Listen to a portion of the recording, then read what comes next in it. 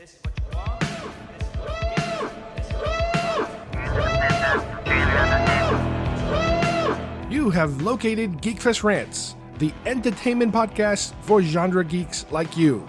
Shall we play a game? Covering the world of vintage and current film and television since 2010. Game over, man. It's game over. Featuring in-depth conversations on sci-fi, horror, fantasy, comics, toys, and conventions. So say we all. So say we all. And now sit back, relax, and enjoy today's show.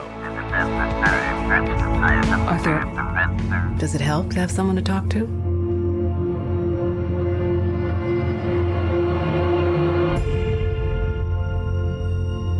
My mother always tells me to smile and put on a happy face. She told me I had a purpose to bring laughter and joy to the world. Hey, stop that!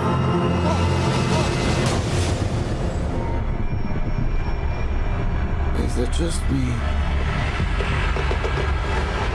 Or is it getting crazier out there? Smile, though your heart is aching. Smile, even though it's breaking. When there are clouds in the sky, you'll get by if you smile. To your fear and sorrow, smile. Tomorrow, you find that life is still worthwhile. What's so funny? Freak!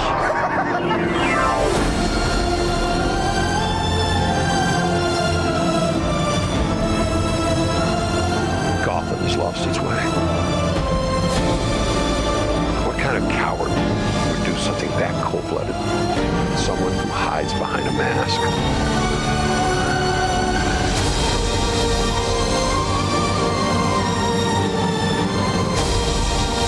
I used to think that my life was a tragedy.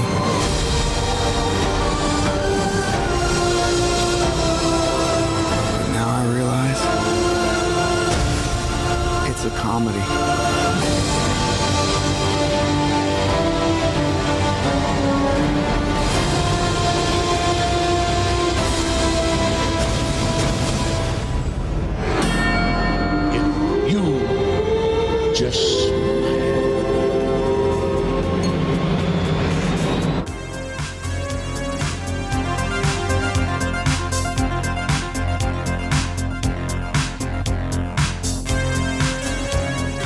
Hi everybody, and welcome once again to GeekFest Rants. My name is Carlos Perone, and today I have Steve joining me. We are going to talk about Joker. The movie has been a complete hit. Some reports are saying it's the most profitable R-rated film to date. It is still out in the theaters weeks later. There does not seem to be any way of stopping it. It is a bona fide hit. And we are going to sit down and talk about this film. There's so many aspects that we enjoyed. I am so happy that DC finally has another, feather in their cap to kind of balance out the mega success of Marvel. Once again, the formula used this time is a different formula. If you think about it, the Marvel formula that they might have tried to duplicate that did not work out so well, for them, the individual character studies seem to work out better. But this goes beyond that. This gives it a completely different tone that we had not seen to this extent before. We got a little close to it with The Dark Knight, my favorite of all the superhero films. But this one, wow, this one is just amazing what they did. So, one little quick warning. There are a couple of little sound bites here or there that might sound a little distorted. We had a little problem when we were recording, but overall we were able to put this together exactly how we wanted it to sound. So, without any further delays, let's get started with Joker.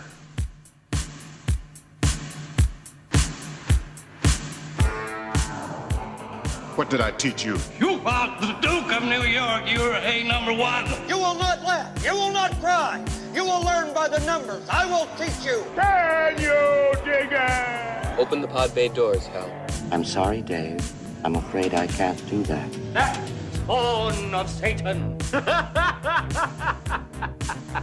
Oh, really?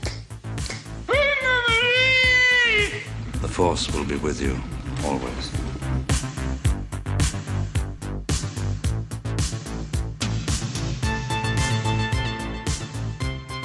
All right, I'm here with Steve, and as promised, we are going to talk about Joker. Now, this is a movie that I saw a little over a week ago, and I've been antsy and waiting to talk to somebody about it, somebody who's pretty deep into the mythology of comic book characters, and specifically this particular character. Now, before we get into the plot, let's talk a little bit about your background, or as far as you're concerned, who are your favorite interpretations of the Joker in past, films, television, whatever, comics, obviously? Well, how you doing, everyone? First of all, hi, and thanks for having me back, Carlos, on the show. It's an interesting topic. It's a good one. So, feel now, as much as I love our previous, I guess you can call it main, Batman-themed Joker was Heath Ledger, not including Jared Leto in Suicide Squad. But our last big Joker was Heath Ledger, and I really enjoyed what he brought to it. I thought he brought a lot of depth, a lot of nuance to the character. Mm-hmm. I will say that I feel as though he often is, I think, put up on a pedestal. And I hate to say this because it sounds, very, very disrespectful, but I believe like sometimes he's a bit overrated as what he brought to the Joker. And that's not to say he didn't bring, a ton to the character, but I feel like as much as he did bring, a lot of it was, it's always the caveat of, oh, he was so great as Joker, mm-hmm. Rest in peace. And it's always sort of like an addendum to his passing, his sad passing right afterward. So I feel like that sort of factors into a lot of people and how they rank him. But and again, that's not to say that he did a fantastic job. He really did. And to me, and we have other ones like Jack Nicholson, and he took what he had with the character and made it his own. But it's more of a cartoony Joker. And the same with like Mark Hamill. He did the animated voice in the animated series, and they're all great. They all bring a different piece to it. But I feel like Joaquin Phoenix just got so into the character of Joker, and we saw a completely different take on it that resembles more some of the single Alan Moore books, sort of like The Killing Joke, which maybe we can talk about a little more. But what about you? What are some of your favorite Jokers from the past? Well, because I'm not a big comic book person, I never really followed the Joker in comic books. Obviously, my first exposure was probably a combination of watching the old Adam West, Cesar Romero Joker, the television Joker, which was a very, I don't know what you want to call, tongue-in-cheek, funny, kiddie kind of Joker, very violent Joker, because obviously the show is for kids, more or less.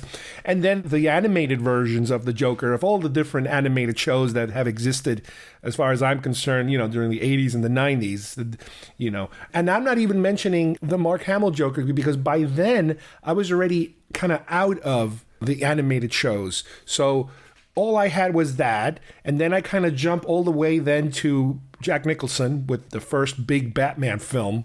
And he really, wow, talk about bringing it to the movies now. Now you have a movie version of the Joker. Then after that, I would imagine it jumps to Heath Ledger, which to me, The Dark Knight is still my favorite comic book film, period. Even after some of the really good stuff we've been seeing lately, to me, everything is what I compare it to. I liked the Suicide Squad, the Jared Leto version of the Joker, the completely different, weird, very violently criminal kind of version. Now we have this, and man, it's really tough for me to pick one, because right now I'm almost split right down the middle between Heath Ledger and Joaquin Phoenix's version.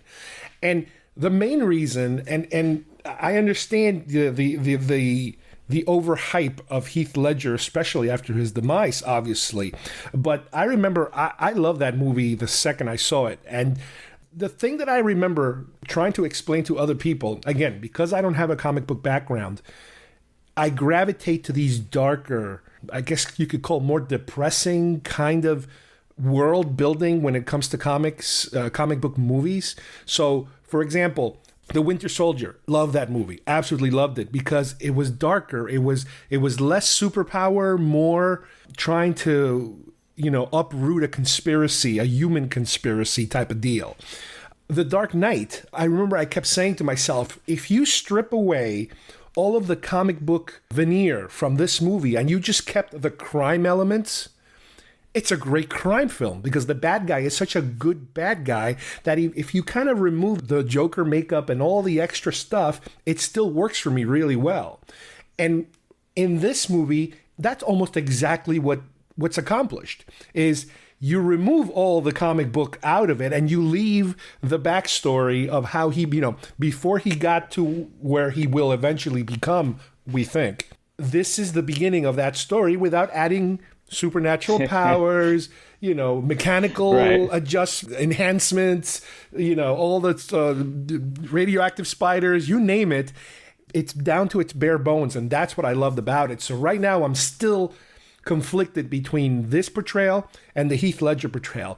Granted, because this whole world and these kind of movies is based on comic books, I would still throw it more towards Heath Ledger because he did give us in that film, there is the comic book aspect. It's in your face.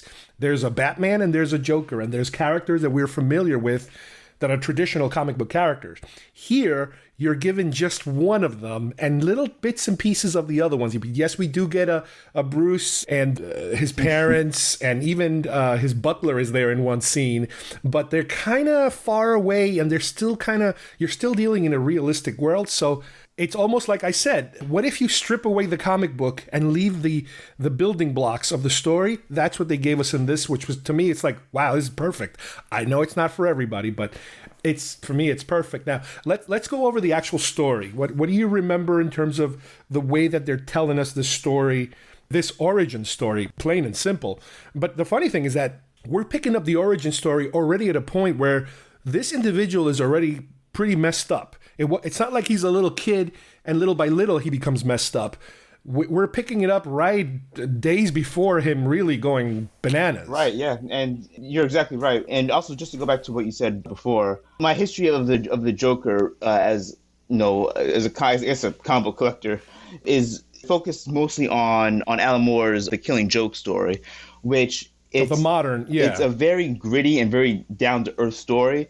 But it still has that very comic booky themes to it. So the Joker is, and you can definitely tell Todd Phillips definitely took some from The Killing Joke because it has that theme of the character being so down in his luck and being so kicked around by society that it's pretty evident.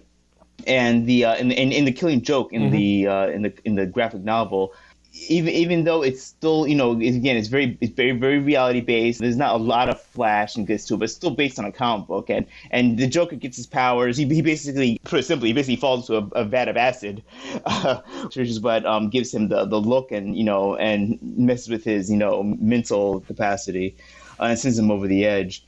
So you take that, and when you adapt something like that to a movie now, we have this, and like you said, we have this, the setting of the movie is everything's been so stripped down and removed from the normal, like we've seen from the Marvel movies where everything's very, very superpower focused, great, guys in the capes and everything.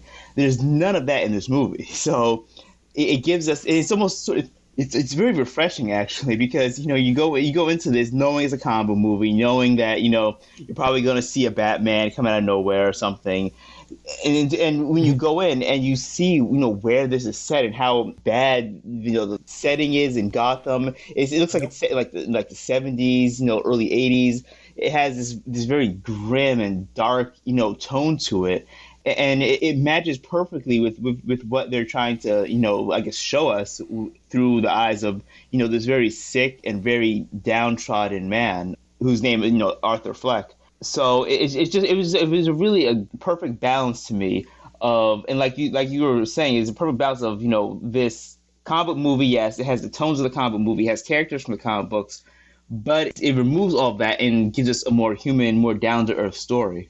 Yeah, and for me, what's also very interesting is the fact that We're already from the beginning of the story given 3 or 4 different things that are happening at the same time. We get to see his work life. I guess you could call it a professional clown in a way, because he's performing in a store, one of those sign twirling kind of assignments. You see, I mean, here in Florida, you see sign twirlers everywhere, that sort of thing, but he's all dressed up in clown outfits. And there's one point where he's like at a hospital, a children's hospital.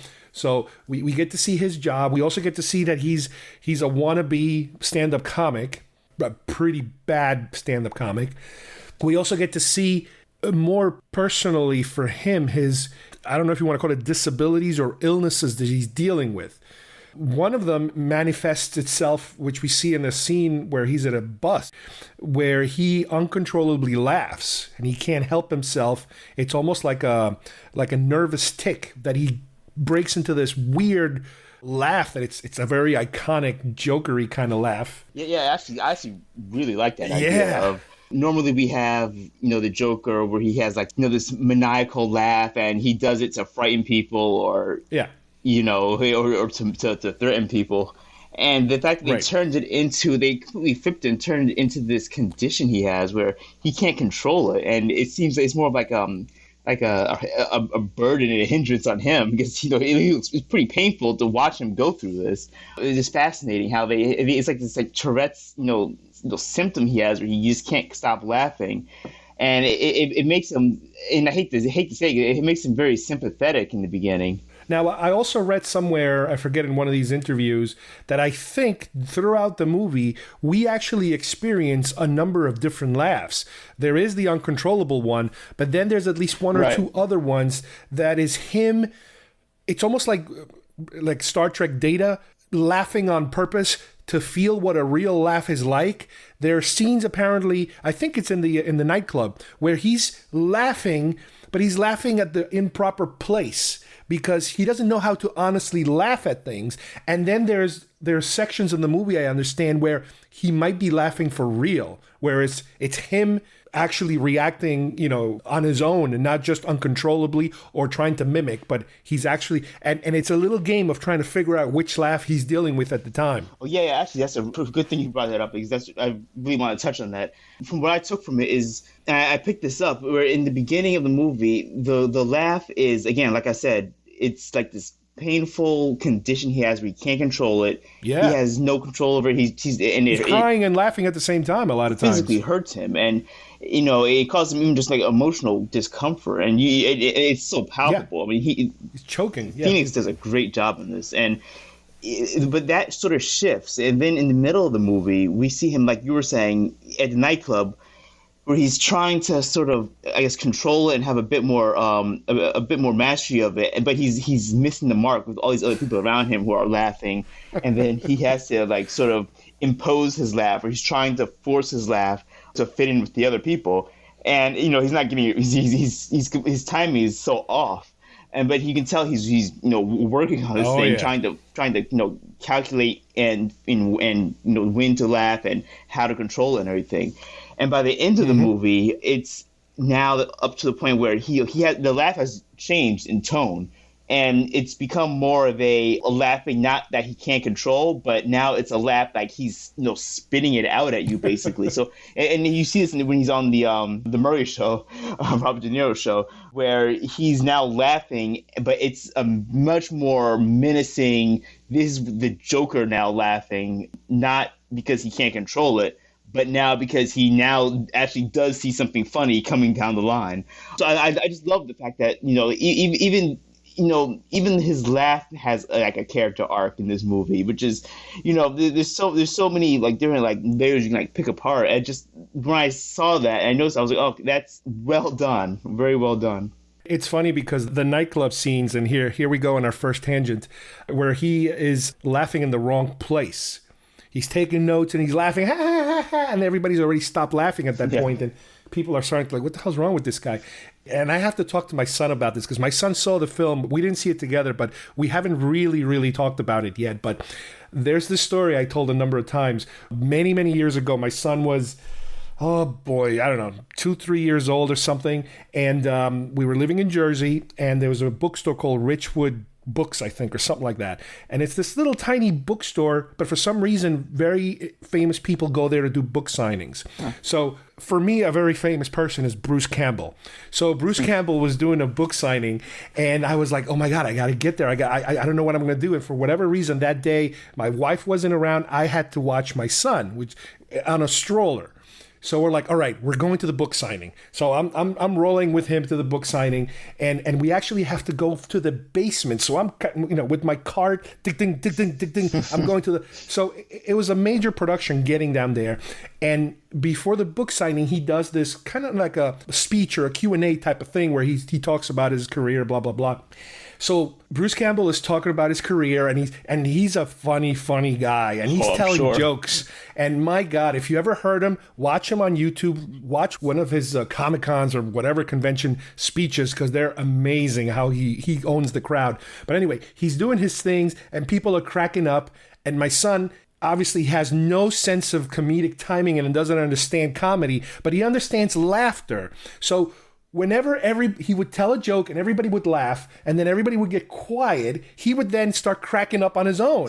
And everybody would be like, what was that? What's going on? And even Bruce Campbell would be like, what's going on back there? What's So I remember that after a while, it was one of those moments, and if you have kids, you understand the meltdown point where there's a certain amount of time you can keep your kid in a restaurant or in a public place before they completely explode and melt down. So I was like, okay, I got to get going now because my son's melting down. A friend of mine was there. I gave him my book. Here, get my book signed. Tell him I'm the guy with. And my friend did say that. He says, yeah, I'm getting it signed because his kid was already melted. He was like, oh, that little kid with something, huh? So it was like, I'm watching the movie and I'm like, oh my God, that's exactly what happened to Kyle. So I don't even know. I got to talk to him about that scene to see if he remembers any, because I kept telling that story over and over many times just to embarrass him. But wow, yeah, those laughing scenes is a lot of these little moments that are like so well crafted and so smartly thought of to be able to pepper them through the story. Right. Now, at the same time, like we said, there's his job, there's one of his problems, then there's the visits that he's having with his psychiatrist, I'm not sure which exact, social worker. Yeah, I think it's a social worker. Who is treating him, but she's also, I think, giving him his medicines to keep him under control for whatever it is that's happening. And we learn that right off the bat that things are going in the bad direction because the city or the government has stopped all funding for the type of treatment that he's getting, and he doesn't know what's going to happen next, and he's all depressed and angry, and you can tell he's brewing. He's just a ticking time bomb ready to go off in this movie. Yeah, and the fact that they kind of made Gotham into this sort of torn city, not just because in the comics you always see Gotham as like a broken city. Gotham is never pretty. It's never Metropolis. It's the opposite, actually. But in the movie, they also then throw in the whole class, divide, and so then we're given another layer of things to pick apart. And the fact that Thomas Wayne, he's not depicted as a villain in this movie, but he's a character who is coming from a point of obviously privilege, and there's a very tone-deaf divide, like disconnect between him and the people actually living in the streets of Gotham. And it's well played because again you don't really see Thomas in the comics. Thomas Wayne is like a hero. He's like a knight in shining armor basically, and which is why we always root for Bruce Wayne as Batman, because we knew his father was such a quote unquote great man. And in the movie, not so much. Thomas Wayne is sort of a pompous. You can definitely make some correlations between current political figures and Thomas Wayne. But he's given a very, a rich, well-to-do, holier-than-thou attitude. But it's not done in a very nefarious way. It seems like he's saying, okay, you're poor because you want to be poor. I know the way to help you. Just do what I say and you're going to be okay. And there's this big disconnect. And you can see it. And what we also love is the fact that in the movie, we see like this burgeoning increase of severity in how Gotham is sort of falling apart, basically. In the beginning, we see scenes of, like he basically gets beat up by, a bunch of thugs in the beginning of the movie. And, by the end of it, the crime and you can tell the riots and everything have escalated to a point where, now it's like all out, chaos in the streets. and it's never shown. It's never, I guess, up front, but through smaller scenes and through the background, you can sort of see it escalating throughout the movie until it sort of explodes all the way at the end of the movie. Yeah. It's the perfect storm of things that are happening. The division, the divide between the poor and the rich, the mental illness issues having to do with no funding and just saying, all right, screw these people, they're on their own.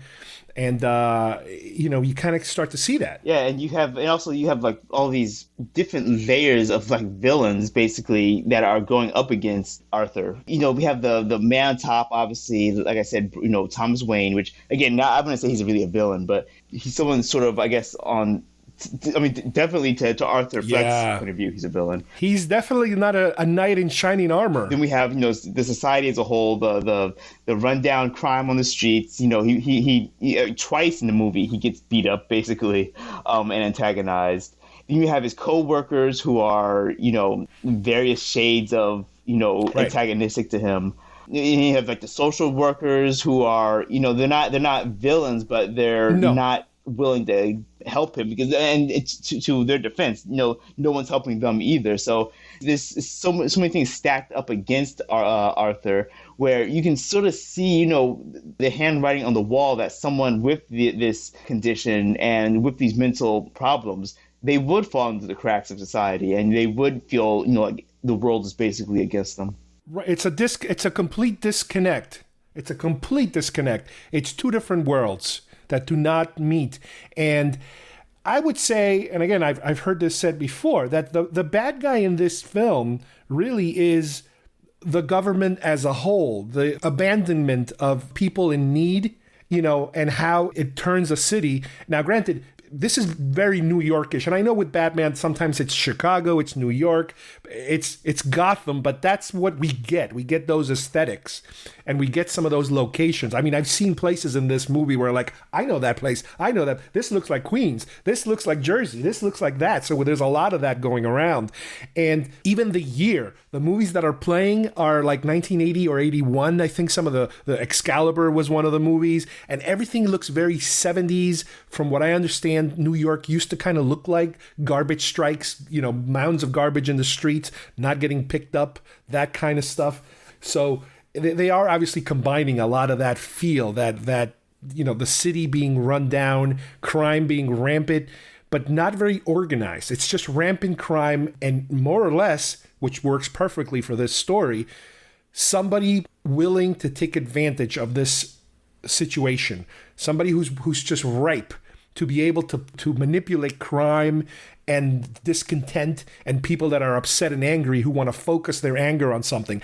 There's also something very political in this film that even applies to today, of how the hell does this person ever become XYZ?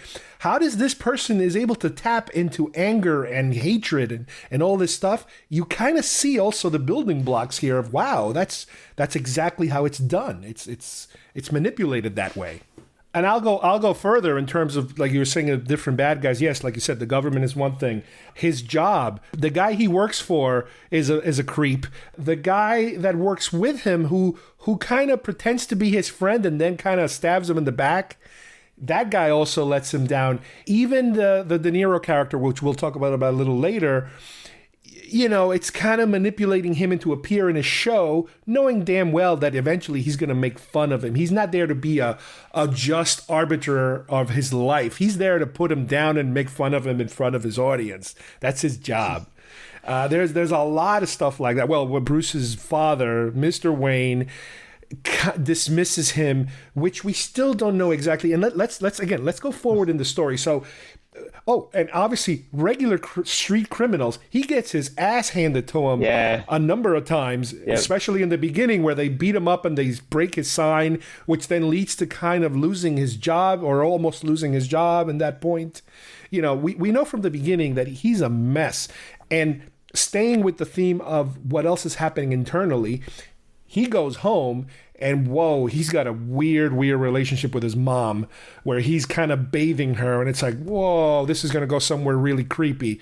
Yeah, luckily it didn't go that far, but it doesn't matter. That's like, wait a minute, you got some serious issues here. So the mother is very obviously protective of him and doesn't seem to, I guess, want to let go of him. And she treats them almost like a husband in terms of it's his job to take care of her and that sort of thing. And again, that's nothing new. I've known people like that. I've known people that never kind of left their home and they became the automatic provider for the parent or the parents. But here it's like, it's the worst case scenario of everything. Yeah, their relationship is, I mean, it's a very sensual, not sexual, but it's very like a very close. It's not graphic, right? A little too close of a relationship they have together. I mean, you see them in one of the first scenes. You see them like get into bed together and watch TV. Yeah. And him bathing her and everything. I mean, it's loving, yes, but there's like a thing in the back of your mind saying, "Whoa, it's a little too weird, it's a little too close." It just comes off as a bit bizarre. Why don't you talk a little bit about what is the connection between his mother and the Waynes? Because this is an ongoing thread that helps to eventually tip him over the edge. What is it that we know? Because here's the other problem with this movie. One of the ways that if somebody asks me, well, what's this movie like? I'm like, well, if you watch Taxi Driver, if you watch The King of Comedy, and if you watch Fight Club, there's a lot of that in this movie. So we do learn certain things. Unfortunately, there are certain points where we realize that he's imagining some stuff. It's not really happening for real. And again, don't get me wrong, we're going to talk about this, especially towards the end. Oh, but yeah. Why don't you tell us a little bit about what we think is going on between his mother and whatever happened to him and his real father, let's say. Okay, so in the beginning of the movie, we see a few scenes of Arthur when he's coming home after his multiple beatings. We see him coming home, and he's always checking the mailbox, with the name on, his name plate on it. And it seems like they're building it up to be like he's expecting some sort of letter or package or something. Mm-hmm. And so then we see a few scenes of when he's with his mother in their apartment, and she's writing a letter or a note. And she's also always expecting like something in the mail. And we see on TV, we see scenes of them watching TV together, and Thomas Wayne would be on speaking in front of a crowd.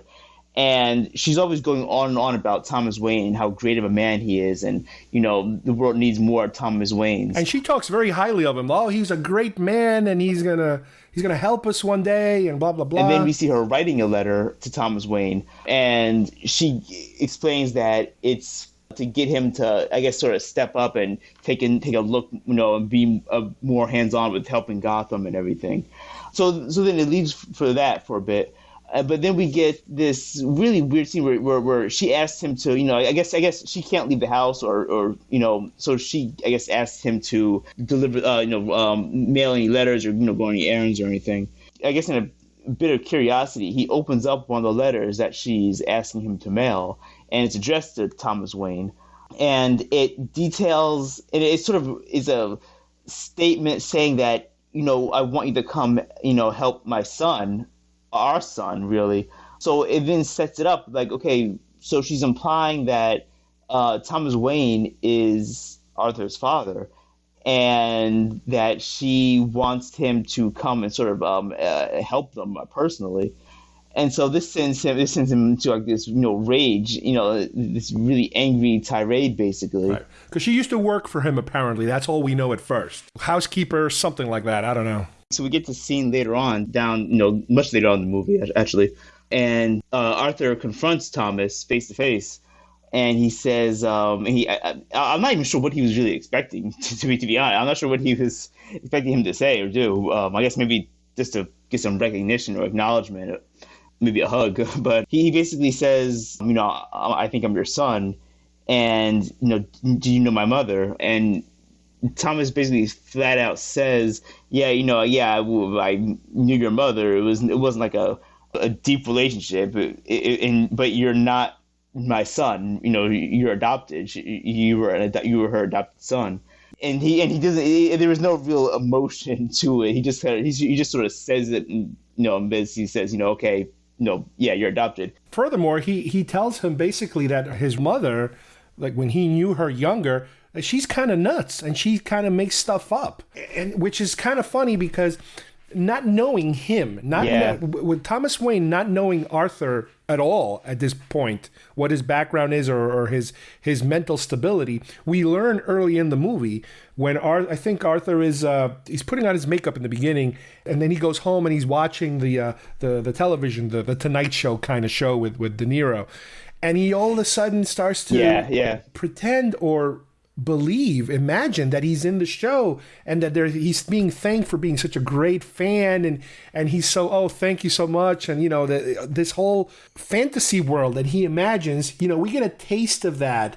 It's kind of like saying to your audience, hey, look out, this guy's got some serious issues, including he makes stuff up in his mind and he believes it.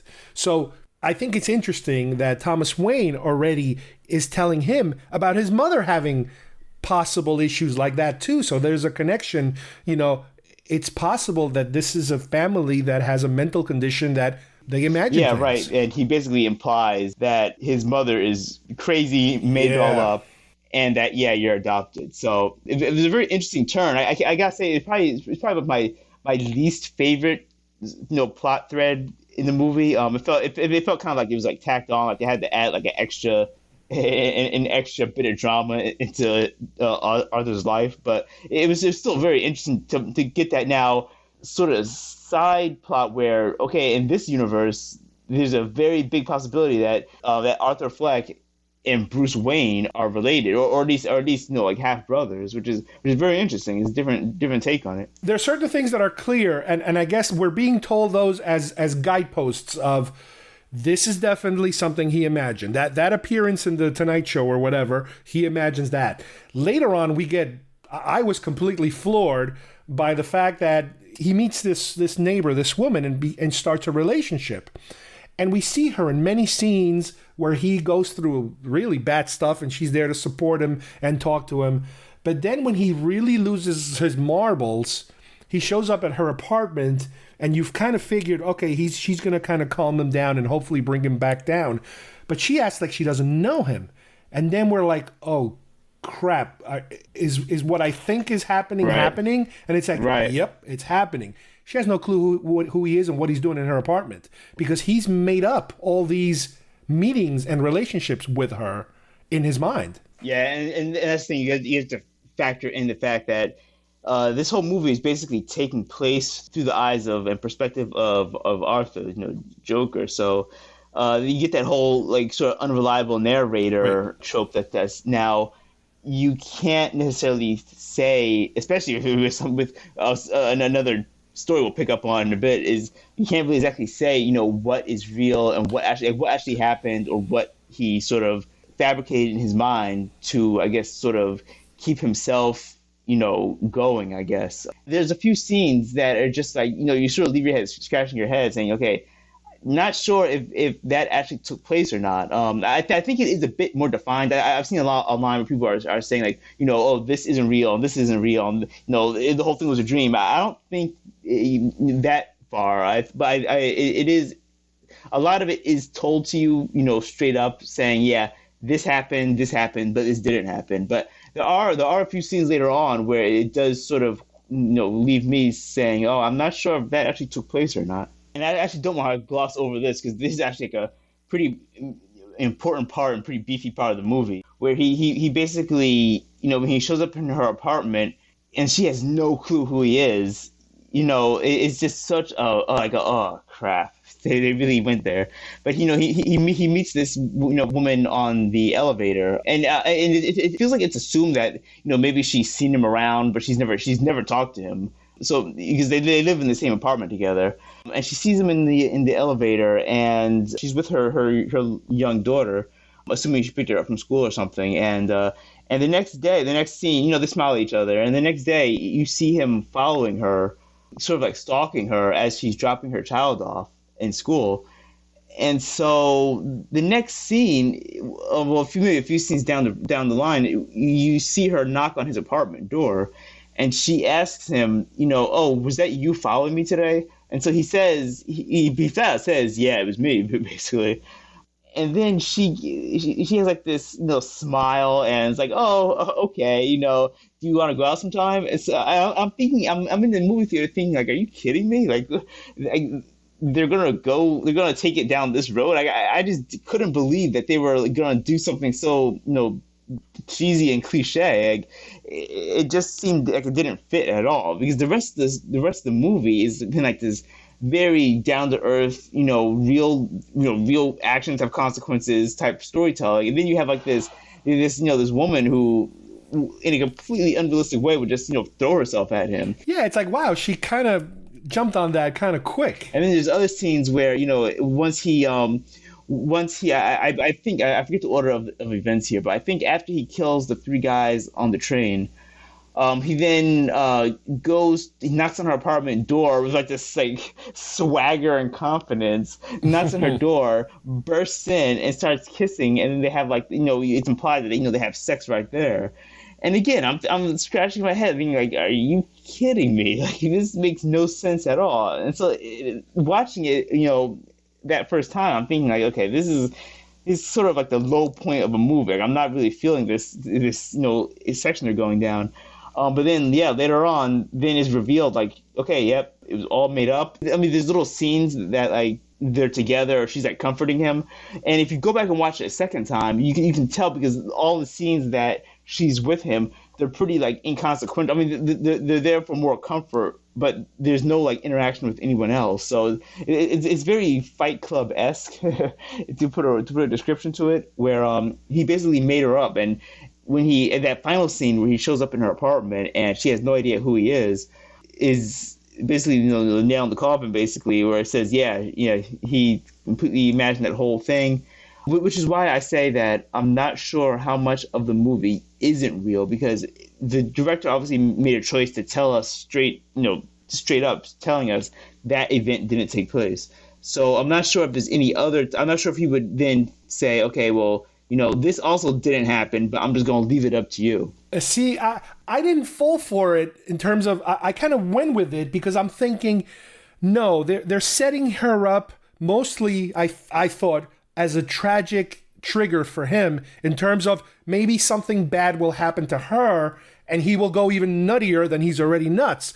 I didn't expect her to just not be there, period. I was like, holy moly. Yeah, and I was actually thinking that, like that's what they were going to do with it. They were going to have it be like, something happens to her, she gets like mugged or killed or something, and that's what sends him over the edge, and that's what turns him into the Joker. But I like what they did with it. I really like how he's already been far gone. This is just his fantasy now in his head, which, again, everything was so different than what I expected going in, and in a good way. As we get through the middle of the movie and he's little by little losing his mind more and more, he at one point ends up with a gun as a result of one of his creepy friends from work giving him a gun because to protect himself. And there's this whole sequence which, again, it's a very New York sequence. If people that are my age might remember the whole Bernie Getz situation, where the guy goes into the train, he's got a gun, and he thinks, or he might be about to get mugged, and he kills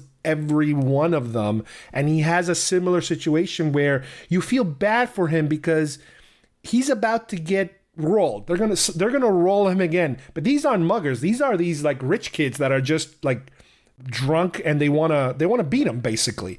But he then turns it around and he kills all of them, not just in self-defense, but he basically executes them. And that's when you kind of see it. Wait a minute. You start to kind of peel away the I'm feeling sorry for this guy, but at the same time, he's doing stuff now that is going over the line, and you're kind of conflicted as exactly how you should be feeling. It's becoming a tragedy, like it's one of the lines in the movie that, it's not a tragedy, it's a comedy, but he's losing. He's getting lost in that pit, and he just cannot get out of it, and now he's relishing in it. And that's, I think, that after that sequence where he's wearing the clown mask, where he kind of starts to discover this character of his. He goes running into a bathroom and he's doing this weird, you hear this weird music. The music is really weird in this movie. I've never heard music like this. It's super, super creepy music.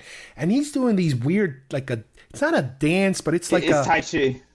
There's a little of that, but the funny thing is that we don't know where he's getting it from. In other words, we don't know that he's taking classes, but it's these weird moves that it's like it's part of his breakdown, I think. I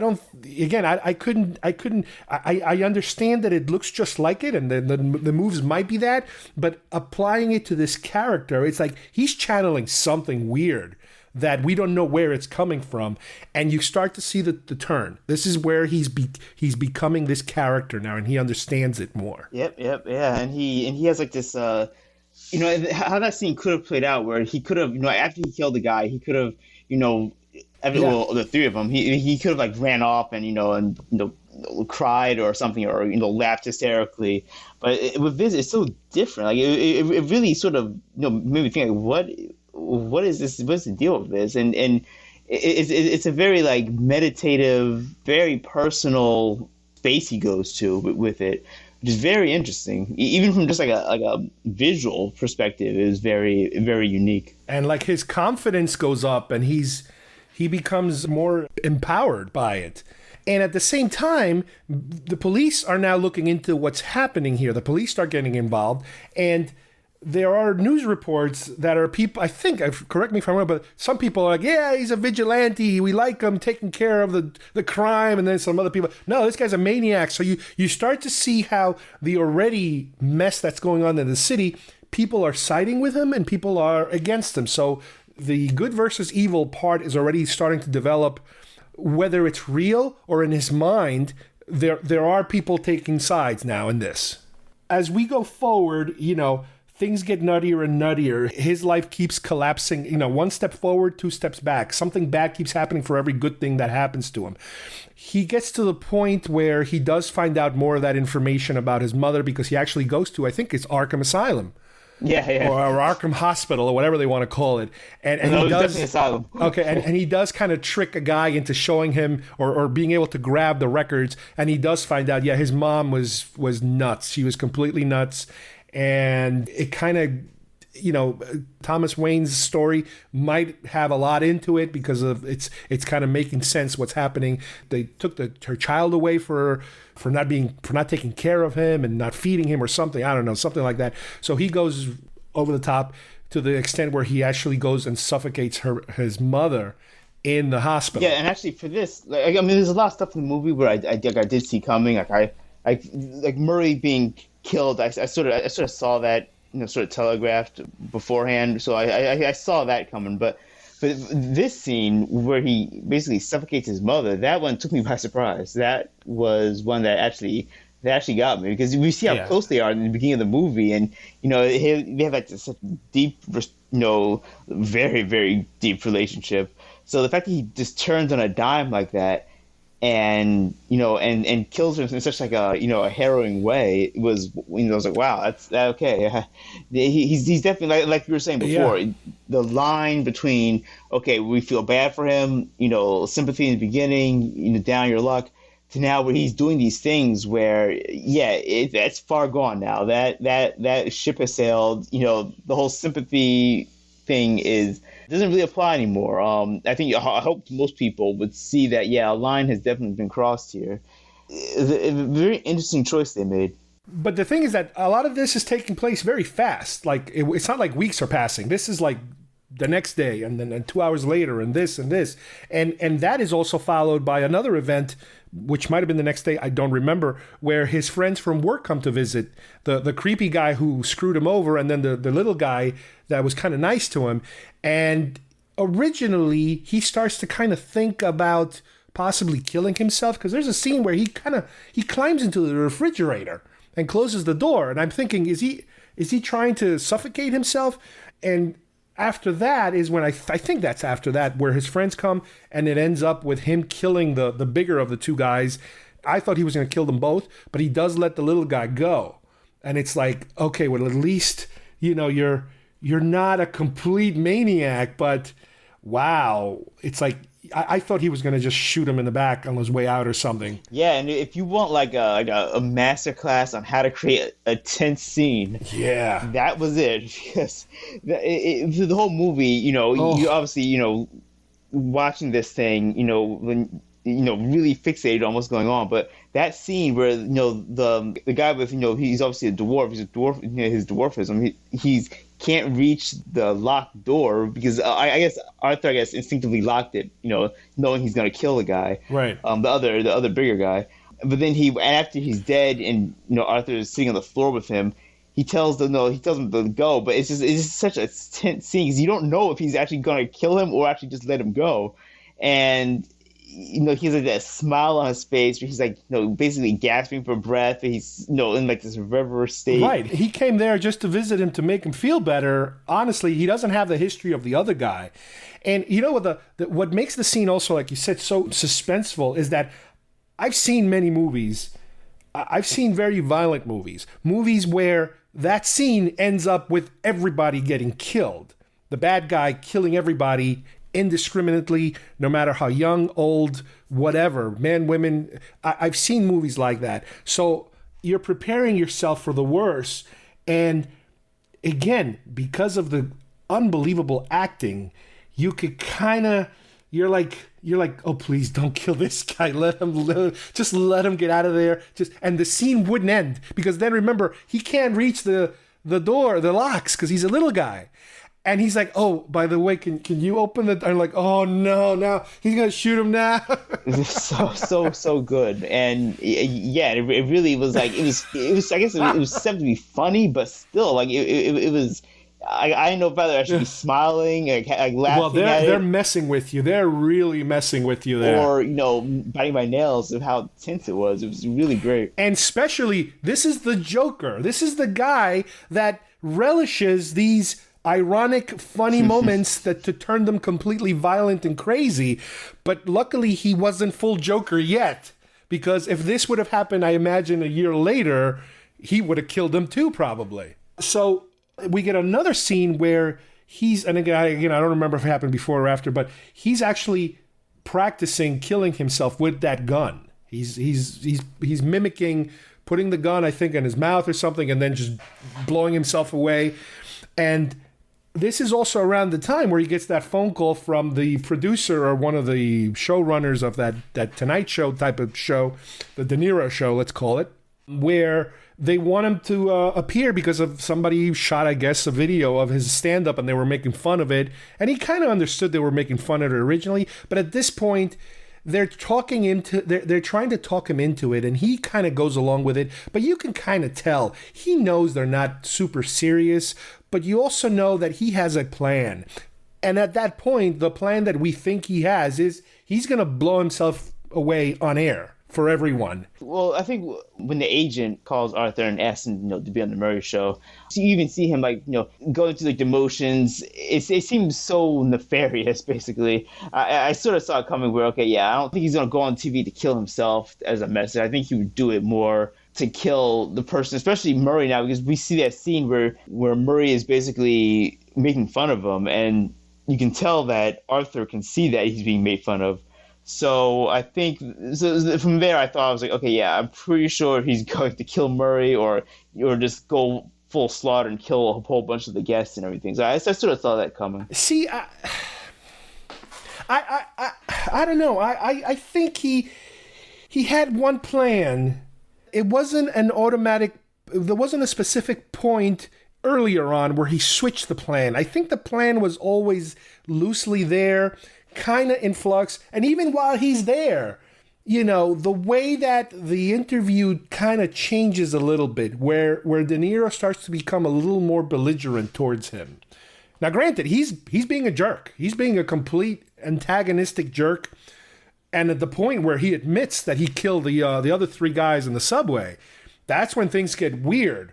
It's funny, his agent, the guy that, because when he's in the green room and he says, oh, by the way, can you introduce, because he goes in full clown makeup. And he's like, what the hell is this? He's like, that's okay. It's part of his act. Let him do it, whatever. He's like, that's because he called me a Joker or something. So I'm going to be Joker. Can you introduce me as Joker?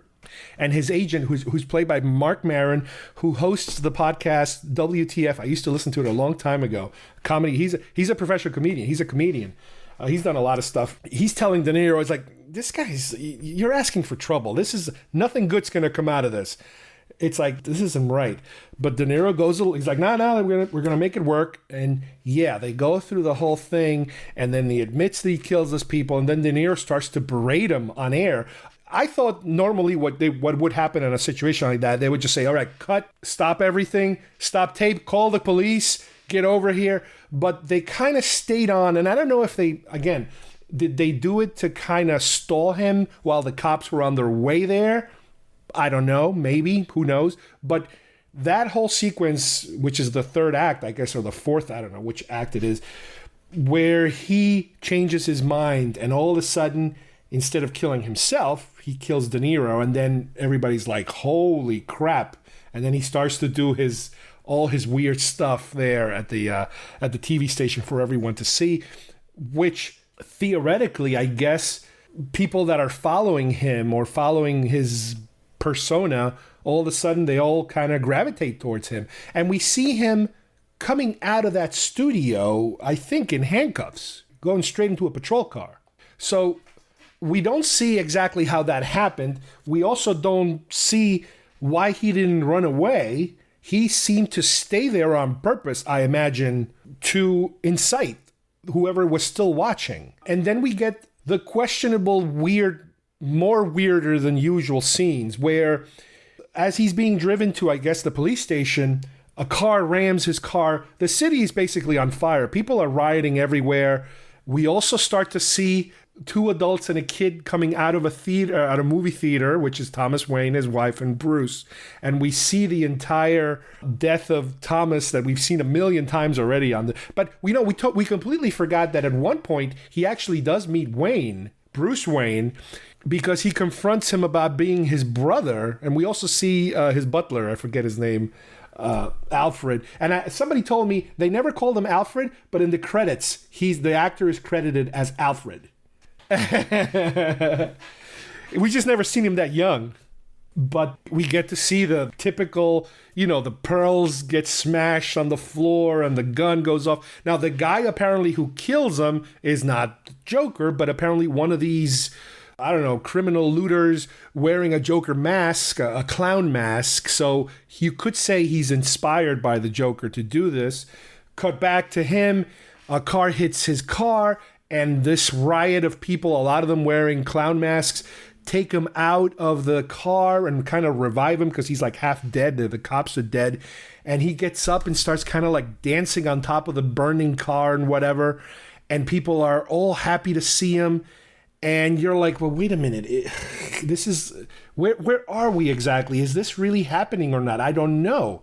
And then, again, we now cut to him being interviewed in a hospital, like a mental hospital. It looks a lot like Arkham. It might be Arkham, might not. I don't know. And there's a doctor there, a lady who's interviewing him, and he says something to the effect of, "I just thought of a joke, but you wouldn't get it."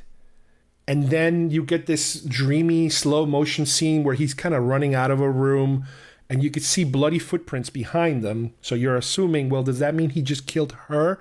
And there's guards or hospital people chasing him around the room, and it's kind of like a funny slapsticky run. The music is there, and you're like, what the hell is this about now? Which there's different ways of kind of taking a lot of this end sequences, or even the entire film, depending on how you think about it. The director, who is Todd Phillips, who has a really weird, if you think about it, background as far as movies having to do with something like this. He's best known for, Road Trip, Old School, Starsky and Hutch, the Hangover movies. And he also, I think he did the Borat film. That was I love the Borat film.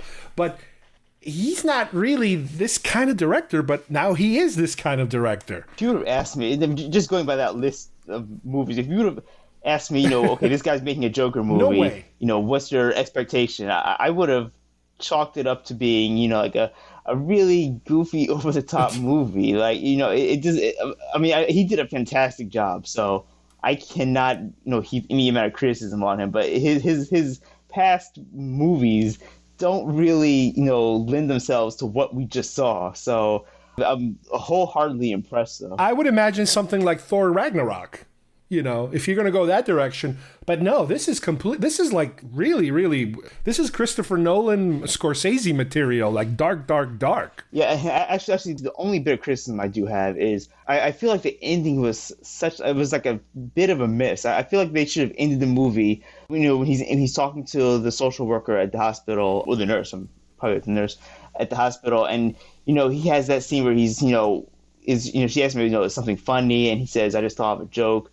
But, you wouldn't get it anyway. I really wish they would have cut it there, cut the black right there and roll the credits, because then having that scene where he's like running through the halls and like, the orderlies are chasing him around, it's way too cartoonish. Like it comes, I don't know, I'm not sure why they filmed it like that, because it takes everything we just saw and just, sort of thumbs his nose at it, because it just says, this whole goofy scene at the end to wrap it all up. I really wish they would have ended on a much stronger, much more dark, much more down to earth scene, and it's something that's very foreboding. That line of his where he says, you wouldn't get it anyway. That I think was the perfect ending to the movie. But then we see him, walking through the halls, and then he's running around, like a Benny Hill skit. It just seemed a bit too goofy. So it ended kind of weird for me. But that's my only real criticism I can even express. Yeah. Now, the problem here is that, again, this movie is still playing. It's still making a ton of money because it's making a ton of money. I think it's number one again this past week. The interviews that I've heard so far, he's being very dodgy about explaining himself in terms of, can you tell us more about the ending? Like, did he imagine the entire movie? Has he always been in an asylum and he's imagining this life that never happened? Or did he just imagine what happened after he left the television studio? In other words, the crowd cheering him on and him doing his Tai Chi dance on top of the car. Is that just him in his mind, like we've seen some other scenes? What exactly is real and not real? It's hard to say at this point. Right. Well, like I was spoken a bit briefly earlier, but I feel like the core events of this movie, I'm pretty sure, I believe, happened. Like, I don't think there's much in the way of the movie, if the director didn't tell you that it was made up, I think all of it took place. What I think you can question is, how they sort of took place or how they sort of happened. I can really see, especially the character that we're given, I can see him sort of having his own narrative about things and events and how they took place. So, like you were saying, like toward the end when he's being taken out of the ambulance, and then he's sort of surrounded by that group of, worshipers, basically. So I would feel like, he was probably removed from the ambulance. Maybe he's like just lying there listless and there's a few people around him, but in his mind, he has this great moment where he's finally made it and he has this group of followers. They all love him and are adoring him. Yeah, like he's the king, and they're here for him. So I think, big, high concept, everything generally happened, but it's rather that how it happened and how he got to certain places. I think that's probably where we can say, some of that is probably made up. Some of it's still, some of it's in his head. And some of it actually did transpire, but just, the sequence of events or how the events took place could be something that could be left to us. Now, to add a little more confusion into the mix, I heard one interview, the director, I think, saying something to the effect of, well, this could also be all in the entire movie could be in his mind, and he's just a criminal that will eventually inspire the real Joker to take on his persona. So it's like, I don't want to believe that because, and I think he's just kind of muddying it up just to confuse people more on purpose. Because I remember with the show Gotham that, they were going to tell us the history of Gotham City and all the bad guys and where they came from and how eventually when they did get to the Joker possible character, they dragged it on for seasons. So this way, well, it's not the Joker. It's actually a guy that's inspired the Joker. No, it's his brother. Oh, no, it's the... So they play this little game where they kept dragging it out so it's never really the Joker, more or less, until we get to the final end. So I don't think you would do that again. I don't think you would drag people on and trick people in that manner to that extent. I mean, like I said, I don't mind him having certain delusional events in the movie, but to say that the whole movie was a delusion, I don't know. That's a little... that's a little too cruel on the audience. Yeah. We've invested time in this. Yeah. To say the whole movie was a dream. That seems, Yeah, or, that's in his head. It seems a bit too much, and I think it would really take away from a lot of the movie. It'd be like one of those like, it was all a dream. It was all a dream sequence type of things that I don't buy it, and I probably wouldn't want them to have come out and say, oh yeah, the whole thing was in his mind. Well, one of the reasons some people like to believe it's not real, they're saying, is because of his age is so off with Bruce Wayne. So they're supposed to be closer to each other's age. So I don't know if that's now the other big thing that you have to think about is that if they're really serious about him being Thomas's son, that means that these two are brothers, which would throw a big, gigantic twist on the Batman-Joker relationship. That would be like, whoa, it's a huge monkey wrench to throw in there. I actually really hope, it's probably, a lot of people probably do want to see a sequel to this, but me personally, I really don't think this type of movie would fit as a sort of franchise or more. It was like a trilogy of movies or something. That's not the type of story I think this movie was going for. I mean, what they set up here, I can see, it could have some really cool things that we could see later on. But for me, it was just like a personal, quiet movie that resided in its own space. I don't know if I would want to see, them come back to this and say, okay, here's part 2 of his story. Let's see how crazy he can get this time. Because then you have to sort of one-up yourself, I guess. It just doesn't seem like I would want to see, what comes next. Like, we got the movie, we see the story, it should move on to, to something else, really. I would say if they were to do it, I wouldn't want to see Batman. I wouldn't mind seeing more of pre-Batman, like Joker becoming more organized, dealing with criminals. Not superpowers, not superheroes, but keeping him in this mode, I would say. That I wouldn't mind seeing. More of this pre-superhero mode or supervillain mode. Being like a mobster, like a big mobster, like an underground mobster, recruiting other bad guys, let's say the beginnings of the Penguin or the beginnings of the Riddler or whatever, that kind of thing. But not full-blown, not full-blown DC movie type of material. Yeah, but again, that's why I don't think this movie really needs to be followed up with anything, because there's like, I mean, it tries so many things differently. Like, it tried, basically, Arthur and Bruce are like brother or like half brothers or whatever it is. It created its own sort of like pocket universe. Basically, it tried a whole bunch of new things. So I don't know if I'd want to tamper with that too much. It came out so beautifully in this movie. I'm not sure if I'd want to see more superheroes now that's thrown in. Well, if you remember when they put out Deadpool, the first Deadpool film, everybody flipped out. Everybody said, stop whatever you're doing.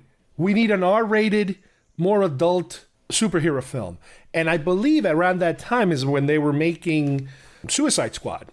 And I think at some point they were like, okay, we got to make this movie darker. We got to make it a little more adult, a little more violent. Now, I don't know if that's what we ended up with. I don't know if that final version of that film is the Deadpool influence or not. But now they have that. They have that R-rated version. They have their Deadpool now, if you think about it. They have their separate, more adult version of that film. Can you then now start bringing up other villains and giving them the Joker treatment? I don't know. That might be a little repetitive, I think. Yeah, well, I think what DC is doing so well now is they're creating these. I think they're finally starting to realize, okay, we don't have to be like Marvel. We don't have to create this connected, expanded universe. Let's focus on actually good characters and strong, standalone characters, and give them something new and unique, so we can chew on. That's why I'm not sure if I want them to come back to it and say, like, okay, here's part 2 of the Joker. Let's see what the crazy shenanigans he can get into, or even worse, then try to like spin it into a connected universe of other characters. It just seems like doing a sort of disservice to this original movie, which was such a fantastic, good single job of portraying a character that we know and putting him into this very different spot, as opposed to now trying to milk that franchise now, basically. It's an art. It's almost an art film. I would call it. It's almost an art film. Well, okay, I'll say this. I think this movie is, I like Deadpool and all, but I think this movie is hands and feet above the quality of a Deadpool type movie. Deadpool is funny and everything, but I think as storytelling and writing goes, I think this movie is in a completely separate league. I wouldn't even compare the two, to be quite honest. And that sounds pretentious, but yeah, it seems like this movie is more of like real quality film. And that's not to say Deadpool's not, but to me they're just in two different leagues, really. But that's why if you want to see this character again with this actor, this is the world he has to live in. He cannot live in a DC, Man of Steel universe. He cannot live there. He doesn't fit. I think, that's the thing. And this is going to sound like a negative, but it's not. I'm not sure if I want to see this character again. He's such like a definitive story told here. I'm not sure if I want to see, again, like I said, I'm not sure if I want to see him going back to the well and repeating basically what they did here just to try to sell, like another story with him. Because I think this is such like a concise, tight story. It just seems like it would be sort of like, again, like a disservice to see it now as part of one of many other movies that are just going to try the same thing.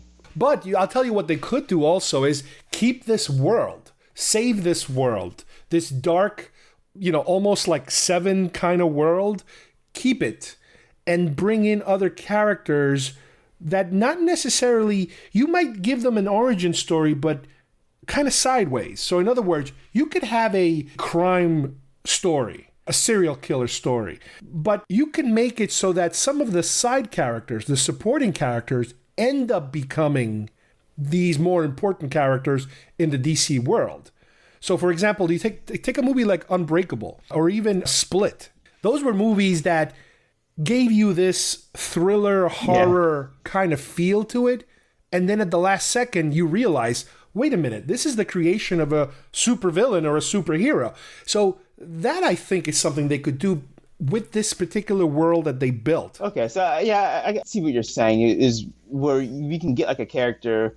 So they set up this framework, like this Gotham, this theme and setting they have, and we can get like another character and we can put him into the same position or a similar position of being raised in this type of environment and see how he comes out.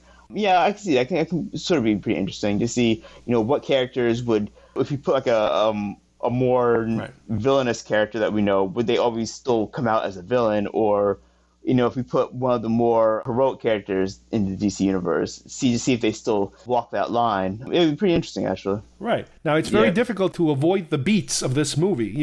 You got to have a character that doesn't hallucinate, that doesn't constantly get beat up by other people. It's not my job. I'm glad I don't have that job. To that point, like, what character would you think you would want to see done in this type of fashion, where you see like okay, it's a more realistic, reality-based setting here. So what character do you think you would want to see if they would do something like this? Right. Well, what about this? Don't go for the big ones because the big ones are too easy to knock down. What about young Robin? Do a story about him growing up with his parents. And not until the end does he become an orphan, or things happen to him, and along the way he might meet these supervillains that are not supervillains yet. Maybe one of them was responsible for the accident with his parents. Do the side thing that at the end of the movie you realize, oh crap, this is where this is leading to. That little sideways trick that sometimes they can play. It would have to be a character that didn't have like the special power. So we can't do like we can't do like Clark Kent here. Right. No. No. You need it's got to be this world, and this world is a very basic world, very gritty kind of way. Yeah, that's what I'm talking about. But at the same time, I'm more for I want more of this. I do want to see more of this. And I think they haven't completely closed the door on it yet either. I think they're wishy-washy about it. I mean, even Joaquin Phoenix was saying that, hey, they could have continued shooting more. They just had to stop because the movie had to be released. But he kind of got attached to that character that he built. And I mean, this has, Oscar written all over it for him as an actor. If there's no Oscar, at least a nomination for Joaquin Phoenix in this, it would be a huge slight. I mean, I have my feelings already with the Academy and how they do their voting, really, when it comes to comic book movies and everything. But I would be stunned. And even the supporting characters, like De Niro was really great in this. So I would feel like it would be pretty big slap in the face if at least some sort of recognition isn't given to this. And it's so ironic because have you ever seen The King of Comedy? Actually, because of this movie, I actually went and watched a few scenes from it, just a few clips, because I heard it's supposed to be pretty derivative of King of Comedy. This movie, this is the King of Comedy. This is the guy who's obsessed with a TV show, and to the point where he commits a crime to be in the show, that kind of thing. It's incredible. I don't know. I mean, the other thing to me, this movie is a perfect, and I know it's not perfect in terms of things don't match up. I know that. But to me, it feels like a perfect bookend with The Dark Knight.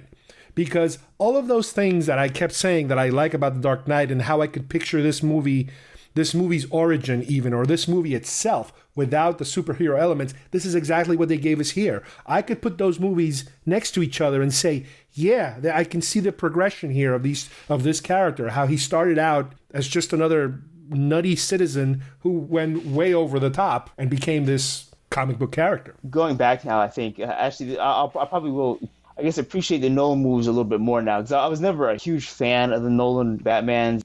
They all seemed a bit, I don't know, like they're trying a bit too hard at times, but because of how stripped down this movie was and how just raw and emotional packed this movie is, it definitely gives me a more of a appreciation of the Nolan movies, where they're now, I mean, compared to this movie, those movies are like, bright, colorful comic book type movies. Definitely.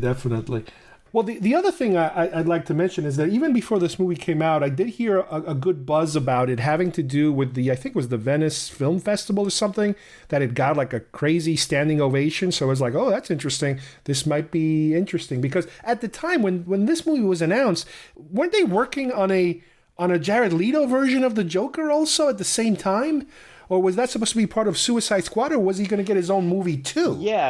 I think from what I remember, I remember them hearing, the whole Suicide Squad 2 thing came out. Again, I just assumed it was going to be Jared Leto again. But then I started hearing the Joker, but not as part of Suicide Squad. I kept hearing, I kept seeing these rumors about, just a Joker movie itself. Yeah. And I remember seeing the first image later on. I remember seeing the first images of this, and it's the scene where he's on the train with like the red suit and with the face paint on, and it was such an odd looking scene. I was like, wow, this looks really unique. And I didn't know what to make of it at first. It looked cool, but I didn't know if this was going to be like a serious movie. I didn't know the tone of it at all, and I still wouldn't have known the tone until only. I started hearing about this is a really dark movie. So, yeah, I mean, it was very interesting how it came about. I remember seeing the press releases and the images and the stills that came out, and it had a very, very unique look to it. But then about a week or two before the release, there was a lot of negative stuff about the movie. There was this thing about the movie enticing violence and glorifying the villain and this and that, and it's like, no. I mean, I'll tell you, one of the biggest issues with the movie, as a movie viewer, as a typical, let's just say, American movie viewer, there's no good guys. There's really no good guys that you can grab a hold of to be able to ward off all this negativity that's coming in his direction and by him. There is no opposing force. Obviously, in the other movies, yes, you have your Batman, you have your Commissioner Gordons that are kind of pushing back against this crazy evil. Here, it's just rampant, and there's nothing that at the moment you see that could stop him. He's just an uncontrollable force. So I have a feeling, granted, a lot of these people that are complaining about this film, they were complaining even before watching it. So I don't know. I don't know if that was just bad marketing or bad press or just somebody being a troll about it, but sure a little of that. Yeah, I mean, again, knock on wood, I don't think this has inspired any nuttiness, at least not yet, and hopefully not ever. Everybody was afraid of something like the Aurora shooting when Dark Knight Rises came out, and they were saying, "Oh my God, this film is ripe for that kind of a situation to happen again." But again, in a way, the film depicts this whole issue of mental illness, that the problem is not so much somebody copying something. The problem is somebody not being treated. You pull away their treatment, you put away their support, their medicine, and it's pandemonium. That's basically the message you're given. You do feel sorry for this character, especially at first, because the building blocks of a lunatic is in the works. You start to see that foundation being built of somebody who will go completely haywire eventually. But I imagine that most people watching this film, you get to a point, maybe somewhere in the middle, where it's like, okay, I'm no longer feeling sorry for him. Now he's crossed the line and he cannot be redeemed. He's doing his own thing now. He knows exactly what he's doing. Plus, he's nuts on top of it. So he's gone. He's a lost soul, basically. well, it's funny because I got listened to a lot of other, like some Star Wars podcasts and everything, and Evan's always. I mean, the hot topic now has been, can Kylo be redeemed? Basically in Episode 9. Will Kylo be redeemed? So that's been sort of the thing that's been being talked about, and it sort of touches the same sort of topic, saying, should Kylo be redeemed, for all the things he did, he killed his father, all this other stuff. So, but with Joker, I think there's a more serious line that I don't think too many people are going to be saying, well, he had X and Y reasons, so, he was in the right. I don't think that's this isn't a hero story, so... and to me that's right. Going back to that, we still don't know what happened to her. I don't see, like in the beginning, yes, you do see a lot of sympathy that can be drawn from it, but by the end of the movie, after everything you've gone through with this guy, and you've seen him some of the crazy, batshit stuff he's done, I'd be hard pressed to get any sane person seriously saying that they sympathize with him 100% and can validate what he did. And it demystifies his character a little more, too, because, like you mentioned earlier, part of his craziness in some other forms has to do with him falling in that vat of acid where it changes his skin color, and maybe mentally he loses his mind even more because of the acid. So you have this mythical external element. Again, it's the fantasy, it's the superpower, it's the radioactive spider. Here, they're saying, no, mental illness, period. There it is. There's no magic powder here. It's the mental illness. He needs to be medicated and under control, and treated. If you don't do A, you're going to get B. So now we have B. Yeah. That's the bottom line. Yeah, and like I said, it's a good reference to the radioactive spider. Yeah, but with this, it's very, like I said, it's very raw. It's very, basically laying the cards out, saying, here in this country we have a mental health problem, really. It's not covering it up, it's not masking it up, it's laying it all out there. So, and I really applaud that it is handled so well and not swept under the rug or anything. It really exposes sort of a lot of, and not even just mental health. I mean, then you have the whole, crime and social disparity in the movie, depicting the divide in Gotham and everything. So it just touches, so many different topics and sort of, opens the door to talk like this and debate. And it's great because every time I go to the movies lately, it's like, yeah, I liked it. Yeah, it was okay. Yeah, it was all right. It was okay. It's all right. It's good to walk out saying, well, it was good. And or the other feeling I sometimes get when I see a movie is I don't know how I feel.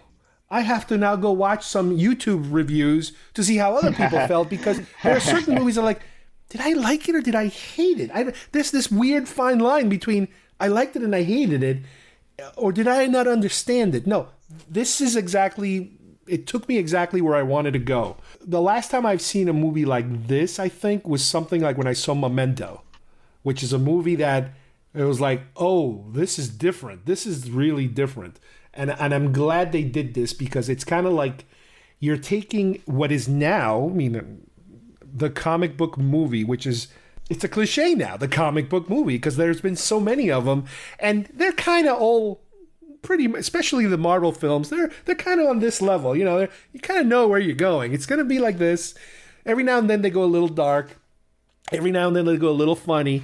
but it's still within a certain range. This is outside of everything. This is outside of DC films.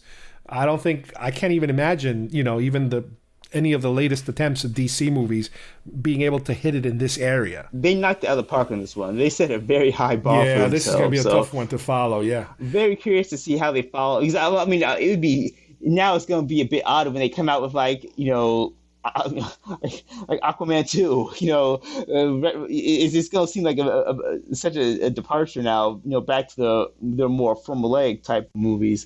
I really hope there's things to come for DC, because I'm a self-admitted DC fan. I love the DC comics, and I really hope they sort of can stick the landing a lot in the next few movies here, because Marvel's been taking it, knocking it out of the park with their franchise. So I hope DC can take some lessons learned from this, and not necessarily have to make some big cosmic war, but these smaller stories that deal with a lot of human problems that we can all relate to. I think really could be their ace in the hole. What I would wish they would put out, and I haven't seen one, and I doubt we'll get one, is a novel. I would love to see a novel based on this. Yeah, that's true. That's true. Out of all the movies, this one actually deserves a novelization. Unfortunately, because I think part of the game plan and part of the script is to keep the audiences uncertain about certain events, I don't think a novel would help to kind of clarify these things unless the director sits down and says, yes, this is what I meant to be. Yeah. But no, a lot of times they do purposely want you confused. They want you to come up with your own ideas of what happened at the end. Yeah. That's a possibility. Yeah, that's true. And I think with a novelization of this, they can really drill down to his character and psyche. I think that would be a really good read, actually. Depending on the author, I think they can really give us a lot of insight, and then we can really see, we can debate whether certain events happened on screen.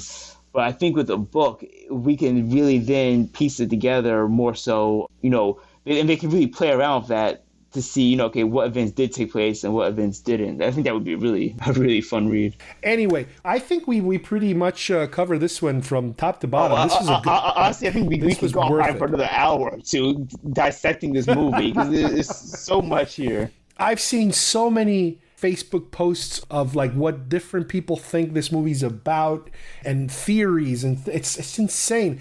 I'm also told, and I can't go over them now because I don't remember them, that it's full of Easter eggs too. It's got a lot of things that we might have missed that they barely touch upon. There's certain numbers and certain streets and certain names and certain people and that kind of stuff. Actually, you know what? Yeah, I didn't even really pay attention to because this movie is so like far removed from the normal comic book movie. I wasn't even like focused on looking at for any like Easter eggs. This type of movie, you're not expecting like Stan Lee to show up out of nowhere or anything. So I also wasn't even really paying attention for any, except for the big sign that said Arkham Asylum. I think I caught that. It couldn't be any more obvious. But yeah, I didn't really pick up on too many. Yeah, I'm going to have to dig up, and maybe we can talk about it on a future time, but off the bat, I type the word Joker Easter eggs, and one of the things that comes up says, Joker doesn't have any Easter eggs, according to Todd Phillips. But then I see other ones that say 25 things you might have missed about it. It's like, okay, never mind. So it's a lot of it having to do with, comparisons to earlier versions of the Joker and, that kind of stuff. But anyway, we'll explore that on a future time. Anyway, thank you, Steve. This has been a great, this has been a good one. This movie, it's like, so when's it coming out on DVD? Yeah. This is definitely going to be a day one purchase for me. Right up there with when Star Wars comes out on Blu-ray. This is definitely something I'm picking up on day one. And if you think about it, this is probably the kind of movie that once we get to the end of the year or close to Oscar time, they might do a special release, a re-release. I wouldn't be surprised at all. Yeah, I hope so. Yeah, a re-release on this would be great, actually. And I think it's already made a ton of money, but I would love to see it back in theaters for a limited run. All right. Thank you, Steve. Thanks, guys. Thanks for having me. Thanks for bringing me on, Carlos. This was a fun one. We can probably talk for another, hour and a half, even after this, because there's so much to unpack in the movie. But I appreciate it, and thanks a lot, everyone. You got it. All right, first of all, I want to thank Steve for joining me today. I hope you guys enjoyed today's episode. This was a pretty long one as far as being, on one subject. And it was just because we had so much to say about this film that we both enjoyed. Really, really surprised us out of nowhere, this film. We were both kind of, iffy about another film with the Joker in it this soon in the mix, and wow, was it worth it? This one was really good. We can't wait to see what happens next. The home video market, this is going to be a big release when it comes out. The movie's still out in the theaters. That's how crazy this is. And in the future, will they tap into this character again in some shape or form? They're going to have to be very careful as to not, overstate their welcome, if you will, to see how this character could be used, on a future movie. So, on behalf of everybody, once again, thank you to Steve, and we will see you soon here at GeekFest Rants. Bye-bye, everybody.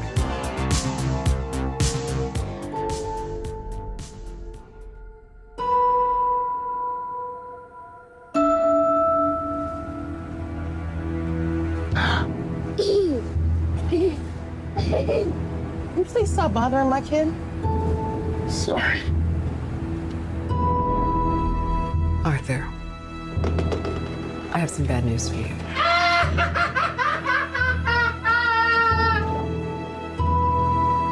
This is the last time we'll be meeting. You don't listen, do you? You just ask the same questions every week. How's your job? Are you having any negative thoughts? All I have are negative thoughts. Finally, in a world where everyone thinks they could do my job, check out this guy. When I was a little boy and told people I was going to be a comedian, everyone laughed at me. Well, no one's laughing now. You can say that again, pal.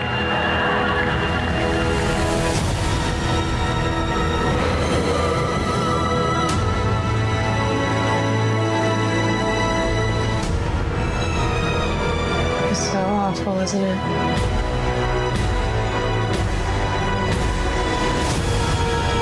My whole life, I didn't know if I even really existed. But I do. And people are starting to notice. You think this is funny? Is this a joke to you?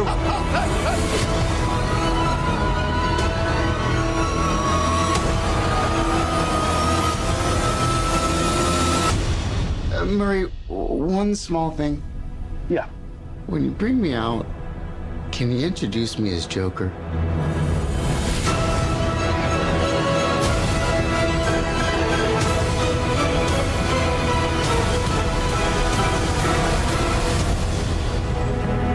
Send in the clowns.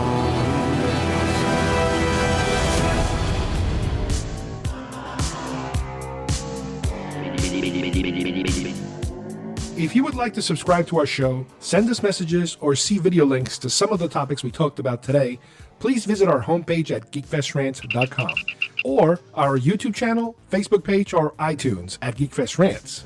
I don't know what we're yelling about! GeekFest Rants is produced by Carlos Perone, copyright 2019.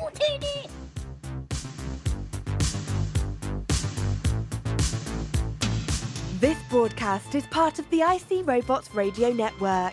Visit icrobots.com for this and many other nerd/nostalgia related podcasts. You won't be sorry for long.